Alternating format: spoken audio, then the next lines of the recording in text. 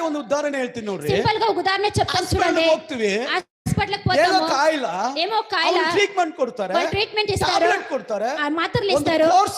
ಒಂದು ಕೋರ್ಸ್ ಅವ್ರಿಗೆ ಗೊತ್ತು, ಶ್ರೀಶಂಕರ್ ಅವರಿಗೆ ಒಂದು ಕೋರ್ಸ್ ಇದೆ, ಅದನ್ನ ಮುಗಿಸಿದ್ರೆ ಮಾತ್ರ ನಮ್ಮಲ್ಲಿರುವಂತ ರೋಗ ಆಚೆ ಹೋಗುವಂತದ್ದು. ఒక కోర్సు మనలో అది ఉంటేనే మనలో ఉన్నట్లైన రోగం అది ఊట్లో ದೇವರ ವಾಕ್ಯ ಕೂಡ ಹಂಗೆ, దేవుని వాక్యం కూడా అలాగే ಕಂಟಿನ್ಯೂ ಅಭ್ಯಾಸ ಮಾಡಬೇಕು, కంటిన్యూగా అభ్యాసం చేయాలి, ನಮ್ಮ ಒಳಗಡೆ ಹಾಕೋಬೇಕು. కంటిన్యూగా మన లోపల ಕಿವಿಯಲ್ಲಿ ಕೇಳಿ ಕಿವಿಯಲ್ಲಿ ಬಿಟ್ಟ ನೀವು ಪಾಪದಲ್ಲೇ ಇರ್ತೀಯ. ఒక చెవులో విని ఒక చెవులో ఏస్తే అది పాపంలోనే ఉంటుంది, ನೀನು ವ್ಯಭಿಚಾರದಲ್ಲೇ ಇರ್ತೀಯ, ವ್ಯಭಿಚಾರలోనే ఉంటారు. ಈ ವಾಕ್ಯ ಒಳಗಡೆ ಹೋಗ್ಬಿಟ್ರೆ, ఈ వాక్యం లోపల పోతే ನಾವು ಪಾಪ ಮಾಡೋಕೆ ಬಿಡಲ್ಲ, పాపం చేసడానికి విడిసలేదు, ದಾರಿ ತಪ್ಪಕ್ಕೆ ಬಿಡಲ್ಲ, మన దావ తప్పేదానికి విడిసలేదు. ನಿನ್ನ ವಾಕ್ಯವು ನನ್ನ ಕಾಲಿಗೆ ದೀಪವು ನನ್ನ ಬಾಳಿಗೆ ಬೆಳಕಾಗಿದೆ. అందుకే దావీదు చెప్తాడు, నీ వాక్యము నాకు వెలుగు, నా కాలికి దీపము అని.